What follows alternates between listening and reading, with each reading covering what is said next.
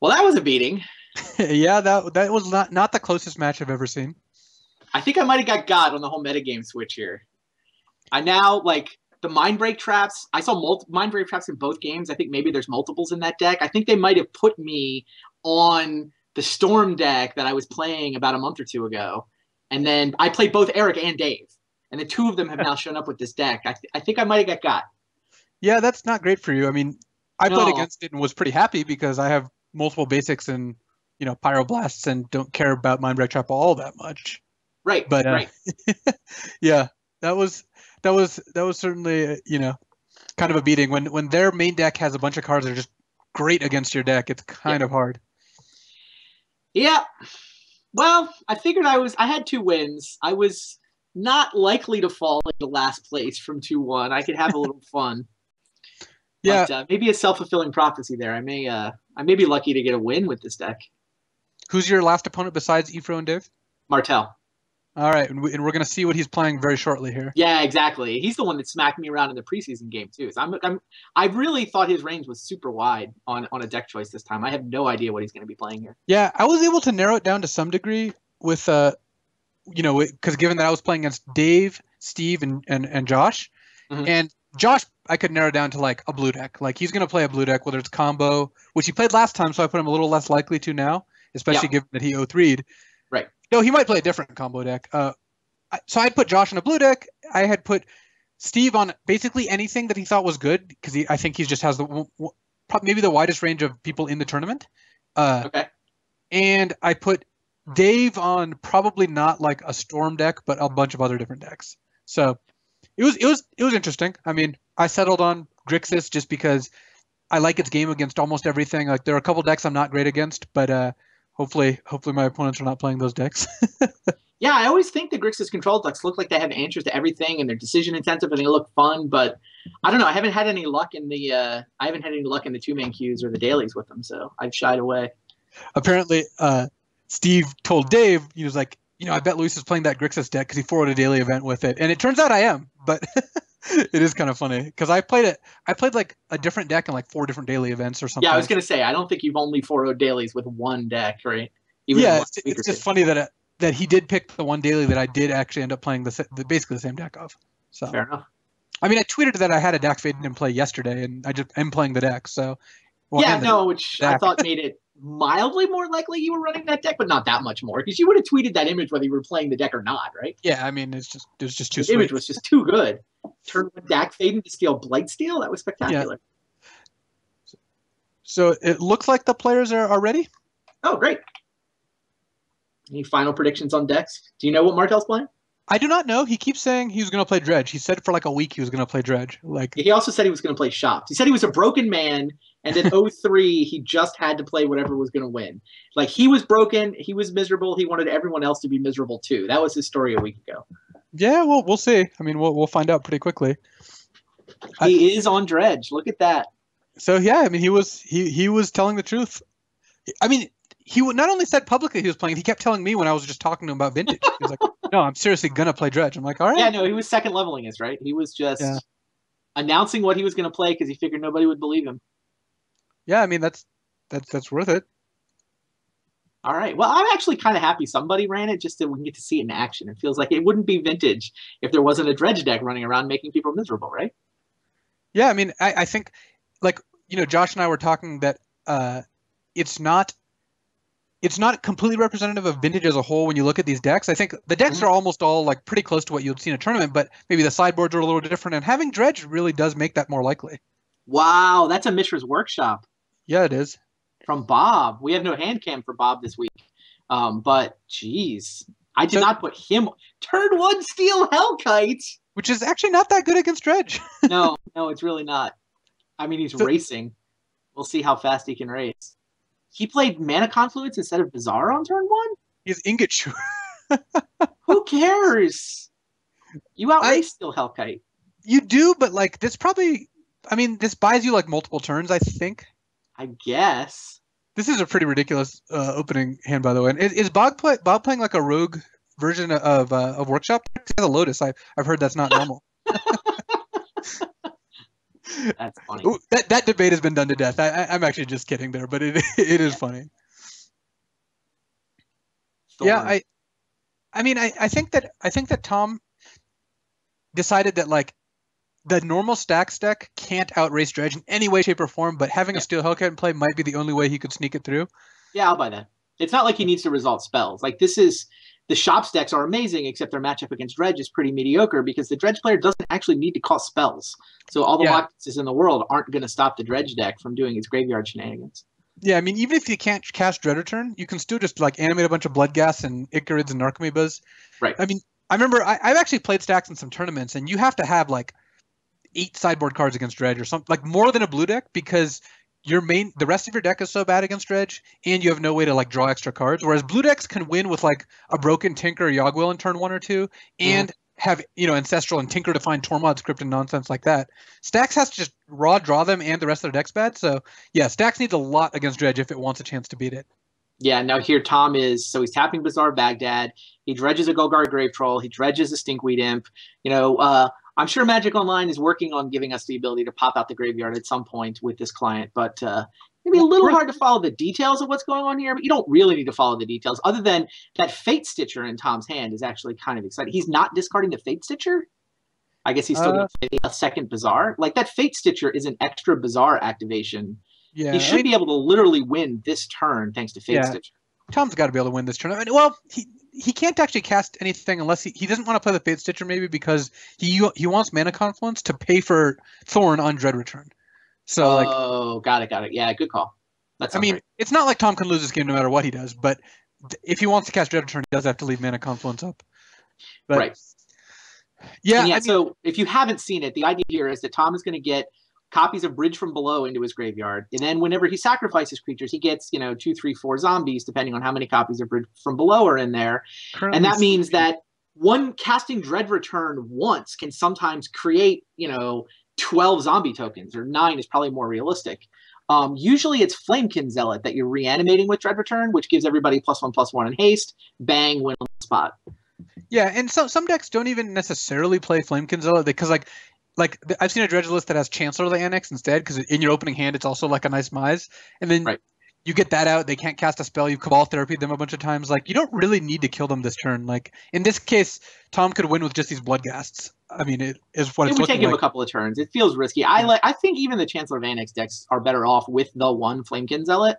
Yeah, you don't have to get it, but I mean, yeah, sometimes your opponent has like a Time Vault in play and can vamp for Voltaic Key, and you can't Cabal Therapy. So yeah, I agree. I mean, I think it's actually pretty cool. I guess not as someone who doesn't like playing as Dredge, but as someone who's just like looking at the deck lists, it's cool that Dredge gets to play stuff like Mental Misstep and Ingot Chewer. It gives the deck a little more play. Yeah, it's crazy. I've seen some lists that can have as much permission as 4 Mental Misstep, 4 Force of Will, 4 Mindbreak Trap. Yeah, I played against those Dredge lists. Yeah, especially since the Fate Stitcher is also another blue card that you can realistically have in your deck. And the Narcomoebas are totally worthless when you draw them into your hand.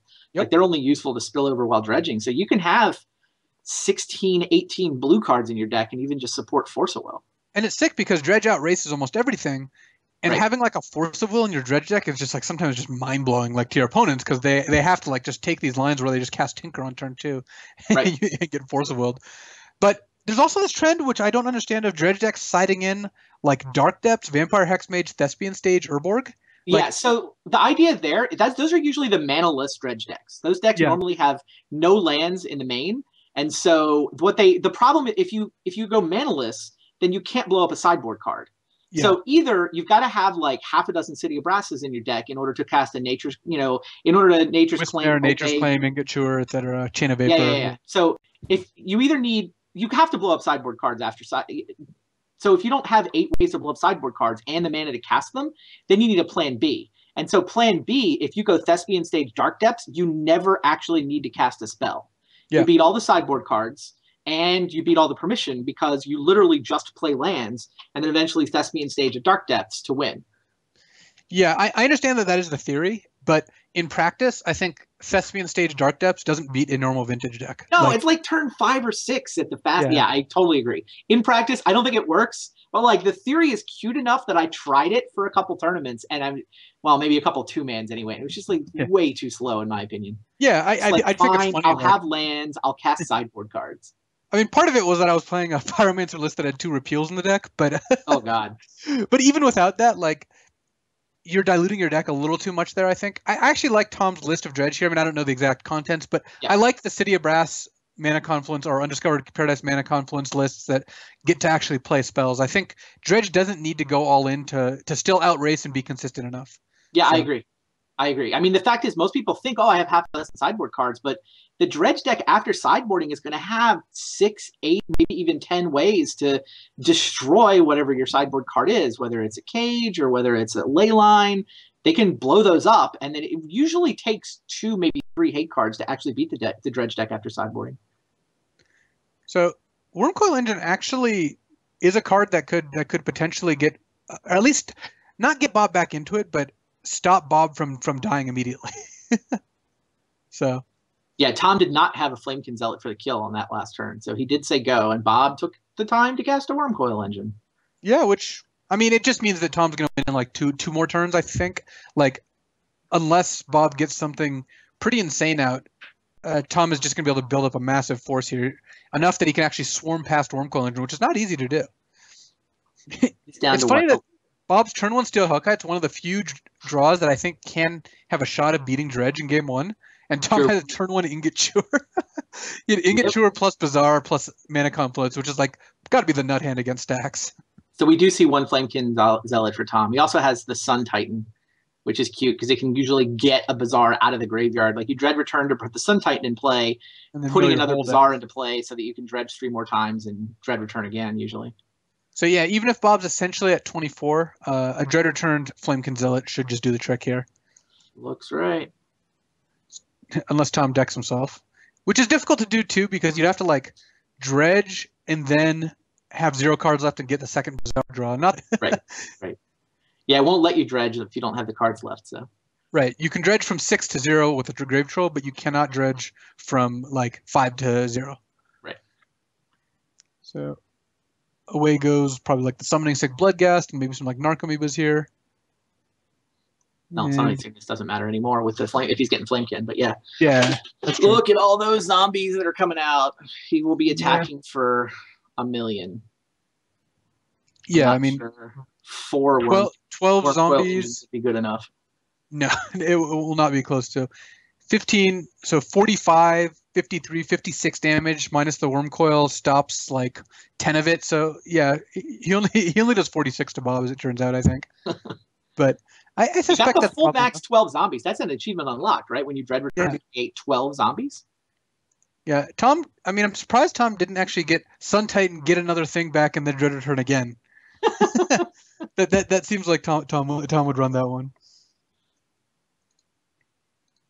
Sure, he's happy to get on the board with a game win. Does he even have a game win, or is he 0306? He beat me in one of the games. Okay. And he doesn't have the match win yet. That's what he really wants. No, he doesn't have the match win. Our match was actually very close.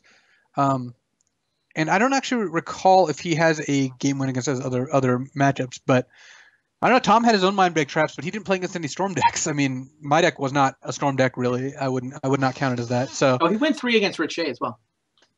Yeah. Yeah, he went to 3 against Rich. He had a good game. All right. Now we got some vintage action. Dredge versus Shots. Vintage. Just the way Richard Garfield imagined the game when he invented it, right? Yeah, Dredge is the least magic deck I've ever seen. I think it doesn't use like you think of the things Magic decks do, and this just doesn't do any of them. It doesn't it doesn't play lands. It doesn't tap mana. It doesn't cast spells. Like it plays out of its graveyard instead of its board. But I don't know. At this point, it feels like a feature of vintage, though, rather than a bug. Yeah, I mean, I think it's okay. I think the format might be better if it didn't have it, just because, yes, it eats up like 6 or 7 sideboard slots, but if you don't have those sideboard slots, you don't get to play super interactive games, and if you do, they don't get to play super interactive games. Like, there are games where Dredge leads to good games. I have played some of those, but I wouldn't say bet on both sides because I've never played a Dredge deck in my life, but I don't think that the gameplay there necessarily justifies it. What does justify it a little, at least to me, is that it's a cheaper vintage option. I mean, Bazaars are expensive, or at least hard to get, but like having a more accessible deck for people in general, like who are on a budget, I think is actually important. Yeah, I think that as long as it's not dominant, I don't mind if it's hanging out at the like 5% level. Or I don't know, I feel the same way against Shops, actually. I think that the fact that Shops is running around the metagame is kind of interesting because it does attack things from this different angle. I just wouldn't want that to be all that you're playing against all the time, because those games, I don't know, I feel like it's fun to be challenged by that weirdo scenario occasionally, but not all the time. Yeah, definitely. I think what does sideboarding do here? Bob's probably got a bunch, or do you think Bob might have said nobody's going to run Dredge? I don't need it. Yeah, it's kind of funny. Like I think I may have, in some ways, had the worst possible plan against Dredge, where I have like 4 cards against Dredge, which means I'm not going to actually beat Dredge, but I'm also using 4 sideboard slots. Sure. So, I mean, I think you're more likely to want to be on like the 7 or 0. The reason I actually have 4 instead of any other number is that that's how many spaces I had after having all the other cards I wanted. And I figure I might as well make my Dredge matchup like, 25% instead of 0% or like 5%. So yeah, no, my plan with the Storm deck that I'm running is that I think I'm actually the one deck that's faster. Oh yeah, I played that deck a lot actually. The first couple weeks Vintage was online. I think I played that deck more than pretty much anything else. And against Dredge, you're about a half a turn faster than them. Yeah, the problem is that did we see a Force of Will? I know we saw Mindbreak Trap. We did not see a Force of Will. Right, but we saw a Mindbreak Trap. All 3 of my opponents this week have Mindbreak Trap in their main deck. Yeah. I think I may have lost the metagame gamble. But anyway, my plan against Dredge, I think that Burning Oath is, barring them counterspelling stuff and breaking you up, like they're the one who has to react to you. So you don't have to sideboard to stop the Dredge plan. You just need to implement your own plan. Right. Looks like the players are ready for game 2 here. Yeah, Bob has to stop the Dredge shenanigans. Yes, Bob. I mean, that's the other thing you have to worry about is like, if you're playing a deck that has basically no shot or a very low shot of beating Dredge on your natural game plan, you either have to sideboard in a lot or don't bother. So I hope Bob's sideboarding a lot just because it'll make it more interesting. But I know Tom would not mind being on the board here, though. I guess the same is true for Bob. Yeah, they're both 0-3. Somebody's winning their first game. Somebody's going to 0-4. Well, Bob at least has sideboard cards. There you go. It looks like Tom took 1 mulligan to find his Bazaar. Yep. Wow. Speaking of sideboard cards, Cage does prevent all of those creatures from coming back out of the graveyard. It pretty much counts. Yeah, it stops Bloodghast, Narcomoeba, Icarid. It also stops Cabal Therapy if Tom were to, and Dread Return. Graveyard. Yep, and Dread Return, which can't even imagine how Tom would get 3 creatures into play, but right. It would also stop both sides of Dread Return, actually. Right. You can't cast it, and even if you could cast it. So this is the hand. Ooh, I actually like this version of stacks. I mean, if Bob's playing the Metalworker version with Kuldotha Forgemaster, he's got the kill of, you play Greaves, you play Metalworker, you tap it, you reveal Kuldotha Forgemaster, some other artifacts, play Forgemaster, equip Forgemaster with Greaves, use it, get Blightsteel, equip Blightsteel with Greaves, kill them. Not bad. So all you need is a Greaves and a Forgemaster, and you can kill them very quickly. Metalworker being a big part of that. That being said, Lightning Greaves mostly just taps for blue mana here via Academy. It's like a tour through broken decks Bob has played at big events, right? As close as you can get to the Worlds deck he played when he and Finkel met in the finals. They were both Metalworker Tinker decks. Yeah. With I guess no Tolarian Academy though. No. So Tom can actually dredge here. It just doesn't do much for him. Right. He's got to play this game where he needs to find answers to the Tormod's Crypt. He doesn't want to put a bunch of stuff in his graveyard until he deals with the Tormod's Crypt. What's he got in his hand? 2 chains? So it's like he needs to put enough in his graveyard that when he chains, Bob will actually use the Tormod's Crypt rather than just pick it up and replay it. Yeah, which means he's got to set up a turn where he can end step chain. Maybe he has to chain Graphicer's Cage first wow, yeah. He's got to chain both of them. Yeah, so he's got to use, his whole musical catalog there on both the pieces of graveyard hate. But if he does, I mean, Bob's not doing anything. Tom might have a couple turns. And the cool thing about Dredge, at least for post-board games, I mean, obviously they're a huge dog, but they can Bazaar into hate cards. Like they can Bazaar and just burn through their deck. Right. So Yeah, I mean, you're losing a card. You're losing card advantage, but you're not a card advantage deck. You just got to find the answers right now. Yeah. Well, here's the play you said: Metalworker, equip it with Lightning Greaves. I don't think Tom can afford to chain here. I mean, no way. It's just like you're not going to win that game. Agreed. If Bob's 4 cards in hand are sick artifacts, then I don't know what to tell you. You know, like you're not gonna beat 2 pieces of hate by trying to deal with Bob's other cards on a 1-for-1 basis when you're losing cards to Bazaar and his whole deck is live. You're not even dealing with them with Chain of Vapor. They come back. Yeah. I mean, if Tom, I'm assuming Tom maybe found like a Nature's Claim, that would make it a little more palatable, but sure. still not great. Yeah, he almost certainly has access to 4 Nature's Claim with this list. He just happens to have drawn the Chain of Vapor part.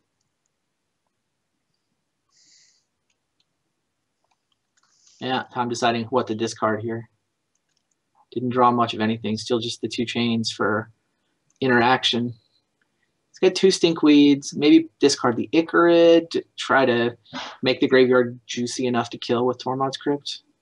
It's tough because you can't just discard all your like dredge cards and Icarids because you just need those to actually win. I mean, Bazaar has a startup turn if you don't have it. So I think that Tom is kind of in trouble here. He's got some tough decisions to make, and that's in my experience where players actually slow down. Also, is like when you have to make an unpleasant choice, even if like Tom knows what he needs to do here, he doesn't actually want to commit to it because it just sucks. So I think that you can see a lot of people like go deep in the tank when they actually know what they need to do, but it's just not something that's going to lead to them winning. Yeah, so he went with land, one of the 2 Stinkweeds, and that makes sense. You want a second land, I think. Got to keep the 2 chains, keep 1 dredger to restart with. Yeah, I don't even think he can afford to dig anymore with Bazaar. Yeah, Bazaar actually is hurting at this point. All right, Lodestone Golem is revealed. Anything else? Oh, we'll see. Kuldotha Forge Master. So he's got Tom to the point where Tom now has to. And a Thorn. Jeez. Wow, he has the Thorn too? Yes. If Bob had 1 more mana, he could actually just win right now. He does. He has the Workshop. All right, so he's got the Thorn to lock out the chain, and then Lightning Greaves on Forge Master into Blightsteel. Wow. Through Chain of Vapor. Tom's got Chain of Vapor in his hand, but Thorn of Amethyst means he cannot bounce anything. Forge Master, I assume there's got to be a Blightsteel on this list. Yeah, you just have to make sure not to sack the Greaves or the Thorn. You can actually just sack anything else. Right. Well, actually, you probably want to sack the Grafdigger's Cage. Otherwise, this is not going to end well. Yes, you must sack the Grafdigger's Cage. A fine point. Well, Tom dealt with the Grafdigger's Cage. That's good news, right? That's true. And Bob did, in fact, sack the Grafdigger's Cage, which is a pretty wise move on his part. Blightsteel, actually, I think this version of stacks is so much better against Dredge than like something like Terra Nova. Sure. Just because this can actually kill you in 1 turn very easily. As we're seeing right now. Yeah, I mean, this was a game Bob was going to win regardless, but imagine if Bob had turn 1 Greaves and Tom had like turn 1 Bazaar tap it, and then Bob just killed him on turn 2. Like, that's not something a normal stack deck can do. So this actually adds a new dimension to it, which I think is pretty important. Yeah, the Forge Master stacks have always looked the scariest to me. I don't know, or the most powerful. Yeah, it's funny because like this deck actually, this version of Workshops actually is kind of vulnerable to like the null rods that you'll see in like Terra Nova, for example. Like the deck Chris played was a much grindier build of the deck. Right. This is a little more explosive, but it's got way more cards that don't disrupt the opponent and are kind of dead, right? Like when you're playing Storm, would you rather play against the deck that has like Lightning Greaves and Forge Master and Metalworker, or would you play against the deck that has more spheres and null rods? Like you'd rather play against the Workshop deck. Or the second Workshop, or the one with the Kuldotha Forge Masters. So, yeah, I guess that's fair. That being said, there are matchups where this is better, and I actually think that even though No Rod is good against this version, I think this version has just more big monsters. Like even just Forge Master as a 3/5 with no abilities is good in the mirror. Like if Chris's deck plays No Rod and you play a Forge Master, that's actually like pretty good for you still. Okay. That being said, blocks all the lands. Yep. Terra Nova deck has a bunch of, Phyrexian Metamorphs, which this deck also generally does not have a ton of. Yeah, that's fair. Yeah, that was pretty sweet. So Bob did show up with enough sideboard cards. I don't know who else he's playing against, but he clearly wasn't willing to lose to Dredge here. Yeah, he has at least 2. We can verify that. Yeah, well, I mean, if he's got Cage and Crypt, Yeah. then he's got multiples. Well, Cage is like one of the best sideboard cards in Vintage right now because Oh, completely agree. It shuts it's down double Oath duty. also. Yeah. The Yeah, fact that it shuts down Dredge and Oath is so awesome. It just means you can save sideboard slots. Totally agree.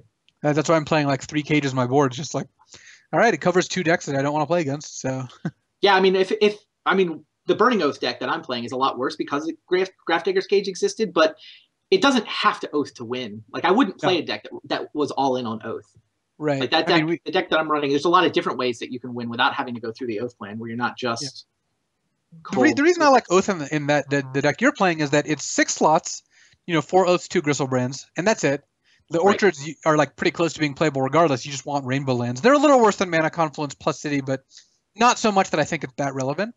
Right. And in exchange, you get a 1-card win, a 2-mana 1-card win that beats a bunch of disruption. Yeah, that's my theory. Plus, you can cast Gristlebrand. I mean, we saw you try to, but the fact is, like, it is actually a very castable card. Yeah, I have Show and Tell as well. Like I have one Show and Tell in the main that I can tutor for, and one Show and Tell in the sideboard that I can Burning Wish for. So yeah, one of the versions I was playing had 3 Show and Tells in the sideboard, and as part of its sideboard plan is to board in 3 Show and Tells, just like against people who play cards like Grafdigger's Cage. Yeah, I can handle the Grafdigger's Cage people. It's these Mindbreak Trap people that are going to give me problems. Yeah, well, that's just like absurd. Like the fact that you can't even Mind Desire them out is just ridiculous. Yes. Though on the plus side, Dave was, sitting there bemoaning his back to basics as I had Island Mountain in play. Yeah, you showed up. You did just fine with the metagame reroll.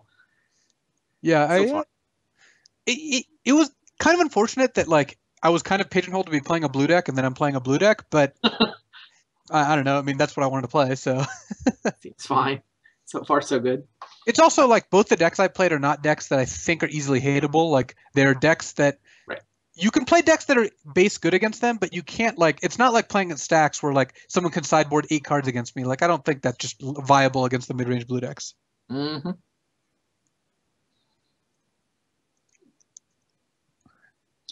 be pretty sick if Dredge just 3-0s this. Not yet. I mean, he is on the play here. He does have a Bazaar in his 7-card hand, although it's got a Serum Powder as well, so it's kind of like a 6-card hand. Yeah, but he can just Bazaar it away. I mean, this is actually the nut draw, right? I mean, yes, Serum Powder and Narcomoeb are not the 2 cards you want, but you can Bazaar those. And Nature's Claim, Chain of Vapor, Mana Confluence, Bazaar, like those 4 cards, I think beat a decent amount of Bob's draws. I mean, if Bob has a turn 1 like Sphere plus a Tormod's Crypt, that's very different. But it needs a Dredger to actually be nuts. Like, there's no actual Dredge cards yet, so the Bazaar isn't really... Bazaar burns through your cards pretty quickly. That is definitely true. Wasteland for the Bazaar is very good here. Yeah, if Tom can find a card with Dredge, he can use his draw step to fill up his graveyard. But he found a Stinkweed Imp. And that's really big, because even 1 Dredge here, especially because he's discarding Bloodghast and it's going to come into play next turn, is enough. Like, if Tom can get out like a Bloodghast and have an Icarid going, I mean, it's especially with like say a Bridge from Below, he doesn't need to like full on combo to beat Bob. He just needs to be able to play a couple things. And now he's chaining Dredgers because he hit a Grave Troll and a Stinkweed Imp, so he's gonna get to Dredge 6 every he hit an Icarid too. Yep. So it looks like he's got a lot of the tools he needs here for sure.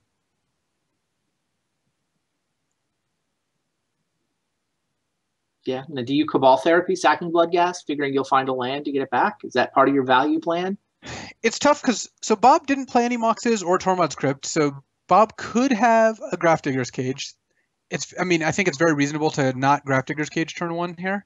But other than that, I'm not sure what you name, especially if you don't think you're going to get the Bloodghast back in the near future. And with 2 removal spells in hand, Tom isn't like in a huge hurry. I think he'd rather wait until he can either sack Icarid or he can get a Bridge from Below trigger. The Bridge being, I think, the more important one. Yeah, I'll buy that.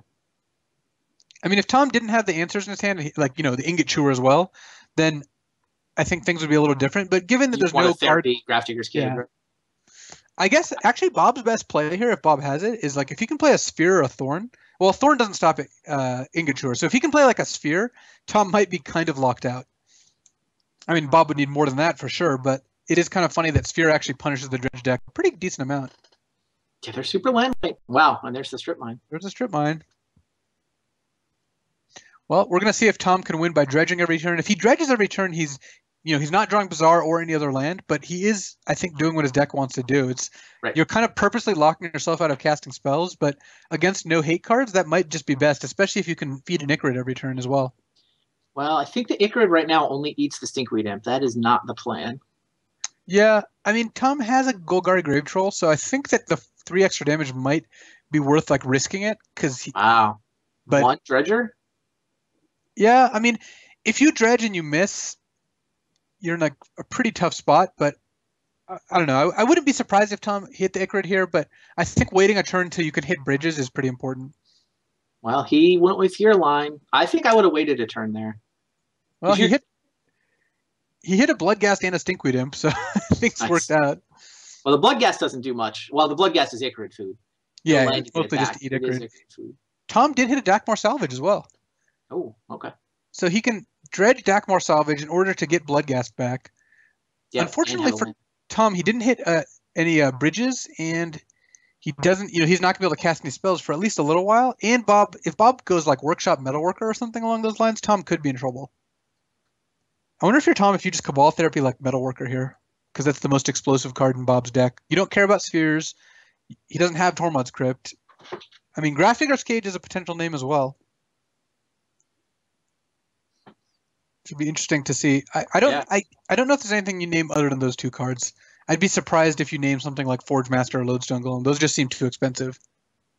Too bad you can't Cabal Therapy Mishra's Workshop. I think I would go Cage here. Bob has not had time to cast it. Yeah, I think it's reasonable, especially since Bob would have wanted to use Strip Mine before he cast Grafdigger's Cage, just to cut Tom off of colored mana sources. So I wouldn't be surprised if Grafdigger's Cage is actually the name here. But Metalworker I would also buy. Like, I think both those are pretty reasonable. I'm not a huge fan of naming pretty much anything else unless someone can come up with a compelling argument. Did we hear what he named? I don't know if... It looks like Tom is still deciding. Looks like he chose Grafdigger's Cage. Yep. All right. And missed? Or is it still resolving? Looks like Bob is revealing his hand, which has Kuldotha Forge Master, Ancient Tomb, Mox Pearl, Ancient Tomb, Wormcoil, Workshop. So he's got some cards, and Thorn as well. I was going to say, there's no hate in that hand, though, right? There isn't, but Bob can play a Kuldotha Forge Master in 2 turns here. He can go with a Thorn in play. So I actually think Bob is in pretty good shape here. Like, he can go Ancient Tomb, Mox, play a Forge Master, and I guess hope that Tom does not draw a Cabal Therapy, except the Thorn stops that. So Tom has to... I guess Tom's only out is to like draw for his turn, but then he can't cast anything anyway. So, I mean, it looks like Forge Master is going to come out here. Well, you get back Ichorid, right? Yeah, I would imagine that it starts with that. You can make Ancient Tomb a little worse. You can bash for 6, putting Bob down to 9, and then Bob plays Forge Master going to 7.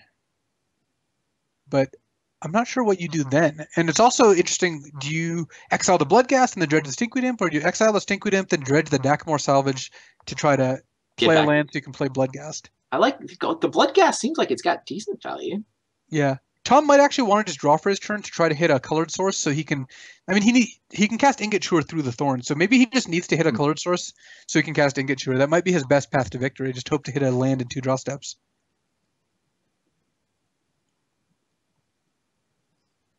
And I guess if Bob wants, he can actually just cast a Wormcoil. If he's just getting beaten down by these things, he actually doesn't even need to combo. So Ingot Chewer does not answer Wormcoil Engine very well at all. So I think Tom is actually in trouble here. Tom's best play might be to just draw for his turn and hope to draw Bazaar, and then just like try to go off. Because that is something that actually could happen. He can't cast anything because of the Thorn, but he can still generate a pretty big board presence if he hits the right Bazaar. Mm-hmm. Although that board position often requires casting things to sack things too, right? You need to Cabal Therapy or Dread Return in order to generate all the zombies from the bridges. So what's Tom's best case? He gets back Ichorid, plays Bazaar, and dredges 4 bridges into his graveyard, and then end of turn Icrid triggers on the 4 bridges. I mean, these things are theoretically possible. It's just a pretty tough decision. Wow. I mean, Tom doesn't have an easy play here. Yeah, Wasteland Strip Mine. This is more mana denial.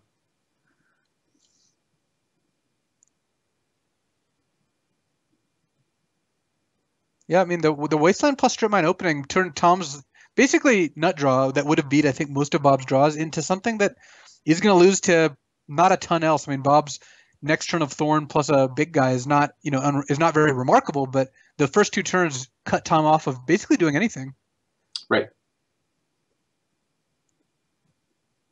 What do you think of the land that goes to get back the Bazaar? Like Petrified Field? Petrified Field? I actually don't love it. I think it might be a decent sideboard card against decks with Wastelands, but in the main deck, I think it's just too slow. I don't know. I've seen some lists play main, some lists play board, but overall, I'm not a huge fan. I think that it is a reasonable sideboard card, but I would not main deck it. I don't think. Yeah, I think I had 1 or 2 floating around the list that I used Dredge to qualify for the Vintage Champs last month. I had 1 or 2 Petrified Fields. I guess once they were in my 75, I wound up putting them in the main just because I wanted my Bloodghast to be a little more reliably to come back. But that's true. Bloodghast makes them a lot better, and the fact that I guess Dredge has a lot of spots in its main deck, does definitely help. And I guess to clarify, when I say I don't mean literally me because I will not play Dredge. So I'm just setting up the Dredge next week in 3 weeks. That's you've already been accused of that in the chat. Yeah. Tom taking a trip into the tank here. I mean, this is kind of... I mean, this is the turn where he needs to figure it out. The match hinges on his ability to find a line, or at least to maximize his odds. Yeah, I'm with you. The more I look at this, the more Bob's just Wasteland into Strip Mine, into Thorn, into Big Guy. Tom didn't have a second Bazaar in this draw, so he only got to activate it once, and it's really the second time you activate it when you actually get the first time sets up all the future times. Exactly. So I think that, I mean, Bob was a Tormod's Crypt short of having the perfect opening against Tom. And, Tom had basically the perfect draw, but he basically needed to draw another colored source. If he had another colored source, I think he might be okay, or a second Bazaar. But he had exactly 2 lands, which is usually okay, but against double Strip Mine or double Wasteland plus Strip Mine is just going to be too tough. Well, Tom decided not to feed anything to the Icrid and to dredge back to Dakmor Salvage so that he could get Bloodghast into play and have a land. Maybe this means... sets up him casting Chain of Vapor on Wormcoil Engine if he draws a colored source. Exactly. Yeah, I think I'm with you. I think he's going to start drawing... He's going to start declining to dredge so that he can draw off the top of his library and hope for lands. Right. I believe it was correct for Tom to dredge prior, but I think now that he knows these things are coming down, he needs to dredge Dakmor Salvage and then play a land and hit. I mean, I think the Bazaar play is close to this, but this might give him the most odds. The other play is, kind of asking for the world if you actually go for it.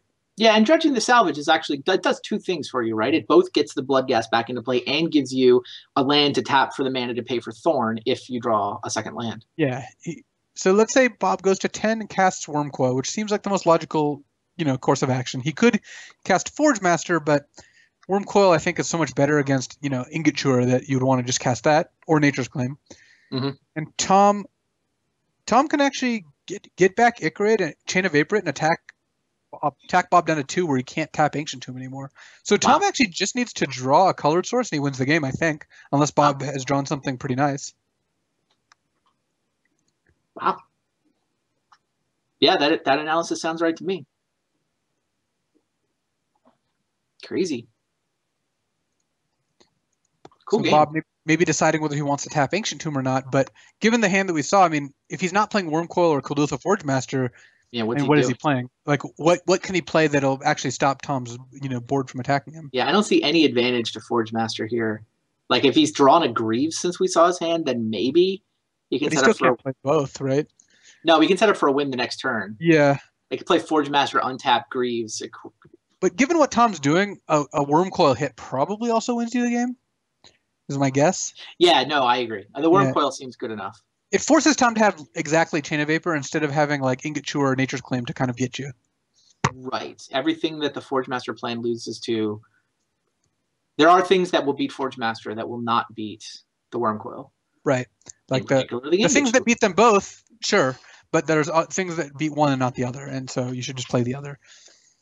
Yeah, and Ingot Chewer should be the thing that he's most afraid of, since it's the one that Tom can cast through Thorn. Like, he knows Tom doesn't have any land in his hand. Tom didn't play a land last turn. And only played the one that he dredged this turn. This is why these decks play Ingot Chewer, by the way. It's exactly Thorn of Amethyst. Because Ingot Chewer is still a creature, even when you evoke it, you don't have to pay the extra for the Thorn.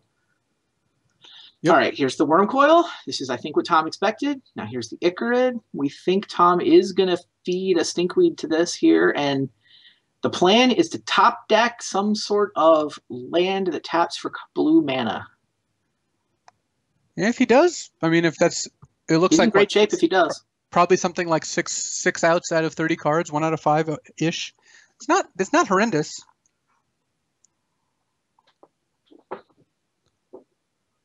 Tom fewer outs before. As have we all. I mean, if you've played a lot of Magic, that is just how it works.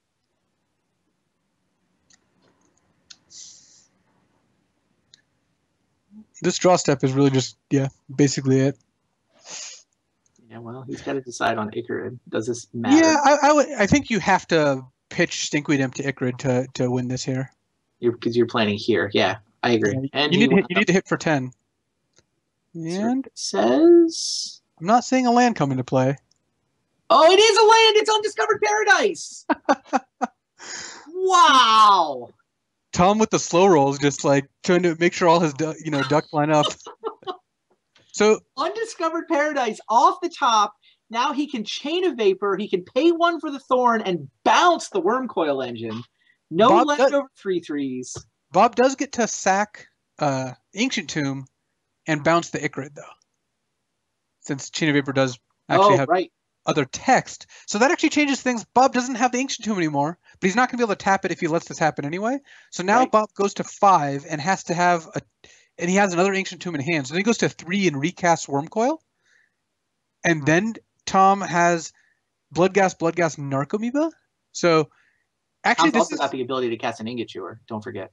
Yeah, so he can. He can break up the Wormcoil potentially, but yeah, Bob has to sack Ancient Tomb. Yep. Chain of Vapor does have more text. It's not just an unsummoned boomerang. This is still.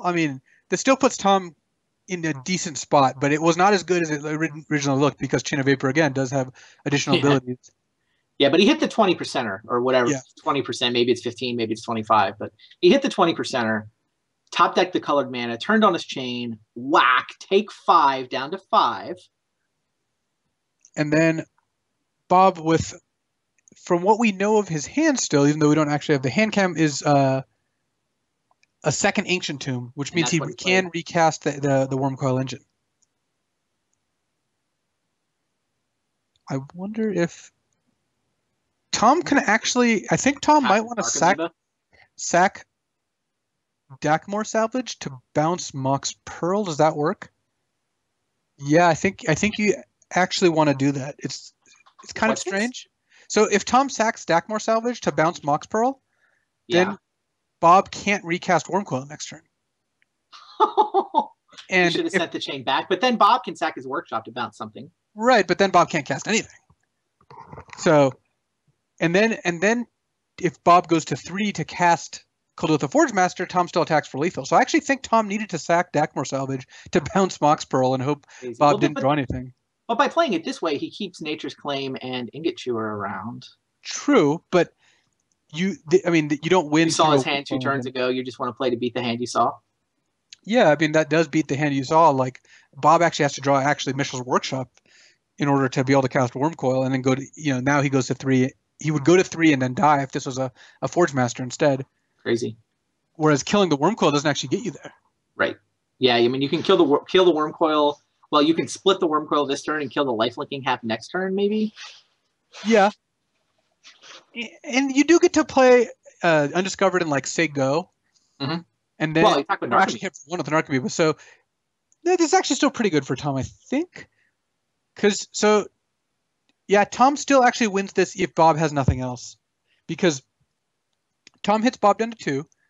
Bob then untaps it. If he attacks with Wormcoil, Well, actually, no. I guess Nature's Claim has to give him the life back. I'm trying to set it up a situation where Bob does not get to gain any more life, but it's really hard to do that. Yeah, and the life gain with Nature's Claim could actually matter. Yeah, I think it really does, because otherwise you could blow up Wormcoil at instant speed and win, but instead, Tom doesn't quite have that option. Hitting Bridge from below is not completely irrelevant, though. I mean, that is a card. Oh, man.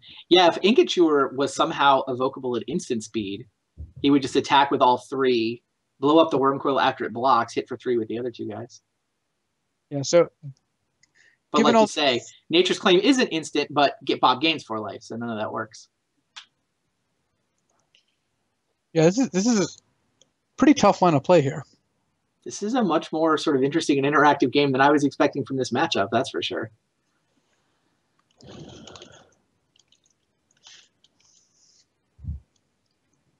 So what is Tom's best line? He can Ingature now, and he can get a bridge token. Then he loses the bridge because he can stack it so the Ingature dies first. Sure, but the Wormcoil goes to Bob's graveyard, so his bridge gets exiled. And then Bob does get the 1 zombie. That's good. Bob gets 2 tokens. And then Bob's at 2 because Narcomoeba hits him to 2. And then Tom can pass. Bob attacks with the lifelink 1, goes up to 5, plays Forge Master going down to 3. And then Tom can Nature's Claim, put Bob up to 7, and attack with everything. That does not kill Bob because he's got the 3/3 Death Touch back to block. But we might be in a sort of game where Tom has to just kill the Forge Master in order so Bob can't actually use it. Tom also has the ability, he's at 8 cards in hand. He can start discarding things to get them back into the graveyard. Yeah. Not sure that turns a huge profit, but he can get the Icarid back into his yard, in theory. Just if we needed another angle to think from. Yeah, I mean, I think Tom's going to end up having to play Undiscovered Paradise this turn is my guess. I think so, too. I don't think that line works. You can also just pass and then blow up Wormcoil when it attacks. Bob does go to 6 from that, but doesn't get any life that turn, and then plays a Forge Master going to 4, and then you kill the Lifelinker. And oh, yeah. I like that line. Can't leave quite up Nature's Claim at instant speed. I think that might be the right play. Ping with Narcomoeba for 1, of course. Right. And then plan for either mid-combat or end-step Nature's Claim on the Wormcoil.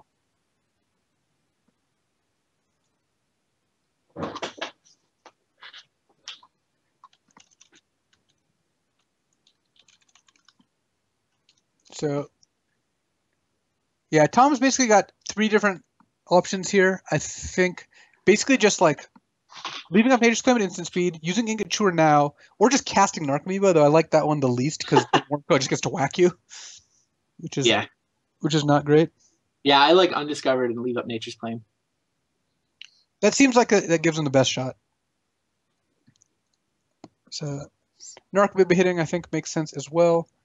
And bear in mind that Tom is, or was at least, slowly dredging. He's not anymore, but I mean, Tom eventually will be able to cast more cards out of his graveyard, given the way this is going.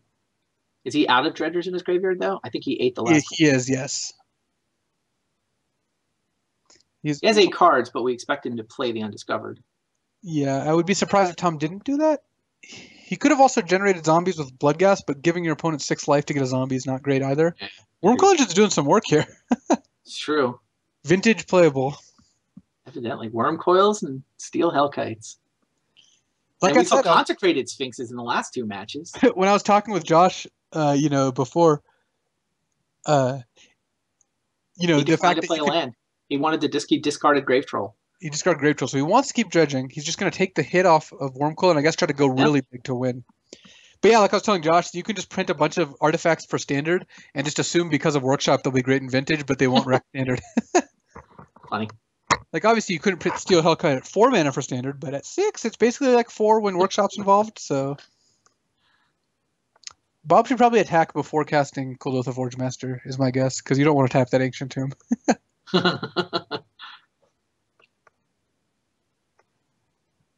He played a 2nd Tomb, which is really a 3rd Tomb.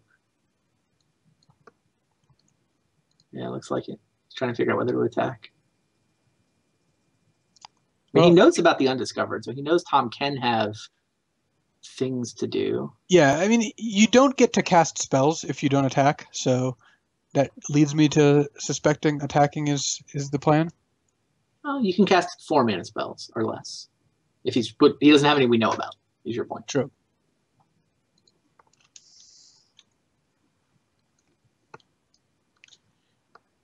This is a much more intense match than the first 2 games. The first 2 games were pretty lopsided, but this game was actually pretty close. Mm-hmm. That Ancient Tomb is one of the draw phases we didn't know about, right? We did not know about the 3rd Ancient Tomb, correct.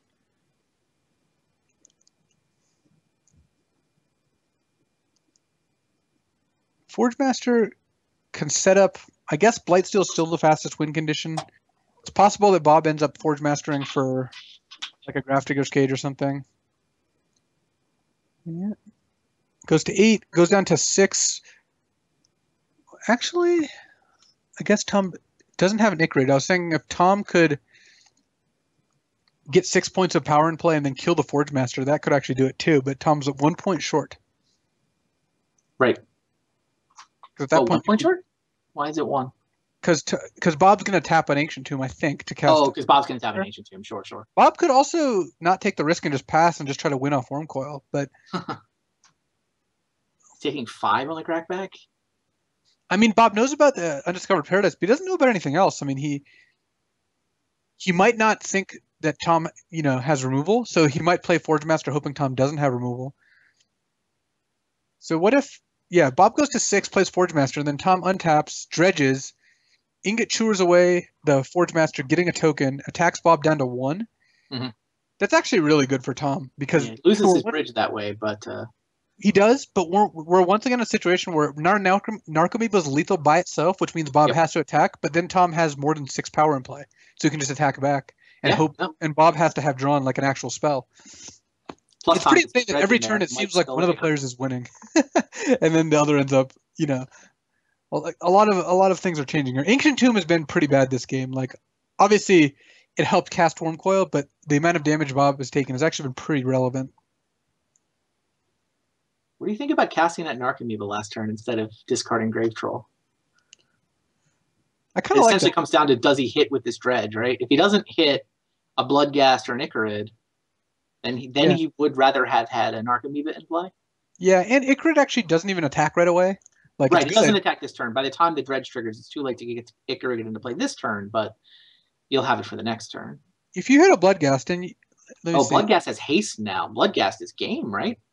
Yeah, and so looking at Tom's Serum Vision or Serum Powdered, and there's a bridge, but there's no Bloodghasts, which means that Tom has presumably 2 Bloodghasts left in the bottom 24 cards of his deck. So if you're dredging 6, you've got a pretty good shot, Wow. You're trying to hit 1 out of 12. When you're hitting 6 cards. So, I mean, that's assuming Tom has 4 Bloodghasts in his deck. He may have, we don't know what exactly numbers he did when he sideboarded. Right. Yeah, these lists don't always even run 4 Bloodghast. Yeah, it's a good card, but it's not 100% crucial. Right.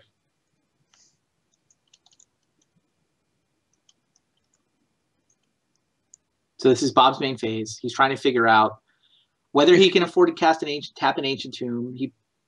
We believe that he's not capable of casting spells unless he casts an Ancient Tomb. And if he does tap an Ancient Tomb, then Kuldotha Forge Master is the creature we expect to come down. Well, Bob has 4 cards in hand, and we know about Kuldotha Forge Master only. So it's 3 unknowns other than that, which, there are other cards he could cast. Like, he could cast another, like, Thorn-type card or, like, maybe a Sphere, maybe a Metalworker, but Forge Master or something that affects the board is really what he's looking to cast, and he has to be worried about Tom having a removal spell because Tom would not have wanted to use that removal spell on Worm Coil Engine. He would have wanted to use it on something else. Yep. Worm Coil is actually not crushing here because Tom can take 2 more hits, and it's kind of breaking even with Tom's board. Right.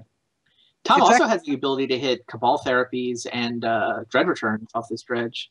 Yeah, we're talking about the Bloodghast being game, but those are pretty relevant too. He only has 2 Cabal Therapies left, it looks like. But there's a bridge in his removed from game pile? There's 1 bridge, 2 Cabal Therapies, and then some dredgers like Stinkweed Imps, like 3 Stinkweed Imps and a Grave Troll, or Golgari Thug rather. That cards that Ichrid has been chomping on as well. Yeah.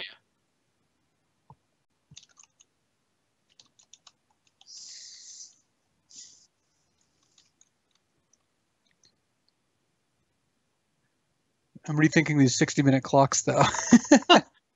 Well, yeah, the 60-minute clocks are really a hedge against Disconnection issues. Yes, I know. You're not supposed to actually use them. See, look, me and Dave, we played super fast. I didn't take very long in my match. Well, that's because only one player was casting spells. I tried casting spells. Only one player was resolving spells. So actually, I was wondering about that. So when Josh and I were looking at your opening hand, when you had Soul Ring, Mana Crypt, Wheel, Ancestral, City of Brass, I thought about doing wheel. Why you didn't just cast the Wheel?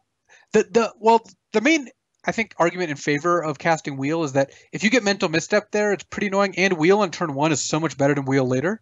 Yeah. That being said, he didn't have the misstep, so casting Ancestral worked out pretty well, and he did have like the Mind Break trap randomly. So right. But yeah, no, I figured if I could only resolve one of them, I'd rather resolve the Wheel, and I thought that he might force a will the Ancestral. Maybe if he's never force a willing Ancestral, I'm better off this way. Oh wow, Cage is Bob's plan.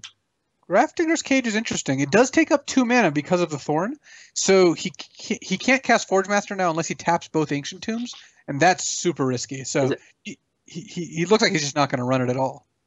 Wow. Cage is pretty relevant, though. Definitely.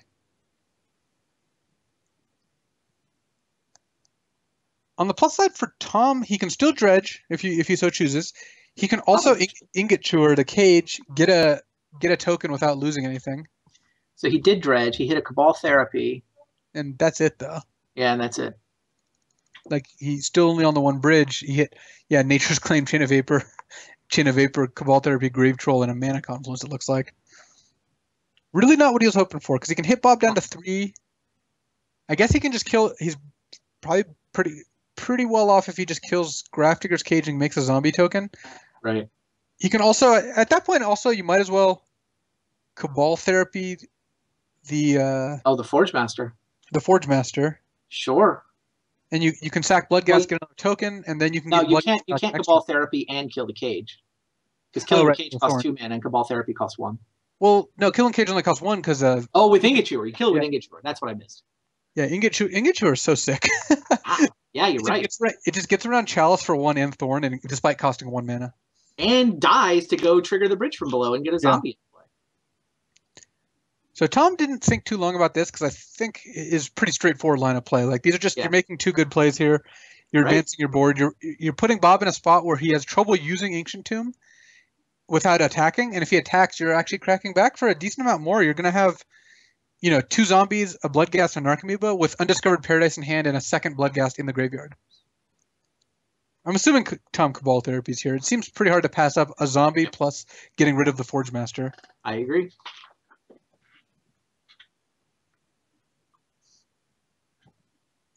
Yeah, Cabal Therapy triggers the bridge, sacks the Bloodghast. Undiscovered Paradise has excellent synergy with Bloodghast in this deck. Oh yeah, it's insane because it does everything you want, which is like tap for all 5 colors, not deal damage to you, and trigger Bloodghast over and over and over again. It's also immune to back to basics, which I guess is relevant in this metagame. Evidently. Yeah, pretty hard to not say Kolotha Forge Master given Bob has it. Right. What's the rest of his hand? The rest of his hand is Blightsteel Colossus and Ancient Tomb. So he's on the other Ancient Tomb and a Blightsteel Colossus. He's not actually that far away from casting Blightsteel Colossus. But that requires tapping 3 Ancient Tombs, which is not a position Bob wants to be in. So if Bob attacks, he puts Tom down to 8, himself up to 9, and then Tom attacks back for 9. So Bob can't really attack unless he's drawn something relevant, which means that Tom gets to get back Bloodghast and continue dredging and attack with an Archamoeba. So Bob is in a really bad spot here because Tom's advancing his board every turn, and Bob is not. All true. Tom's still did an Icarid in. He hit an Icarid and a bridge. Yep. Can't get the Icarid till next turn, but still. And he might not even attack with it. He might just get the Icarid back and then just pass with it. Though to get it back, it looks like he'd have to eat Bloodghast, which I don't think he's going to want to do. I mean, he might leave it in the graveyard just in case, but... Yeah, well, that's next turn. Meanwhile, we got a hasty Bloodghast. Yeah.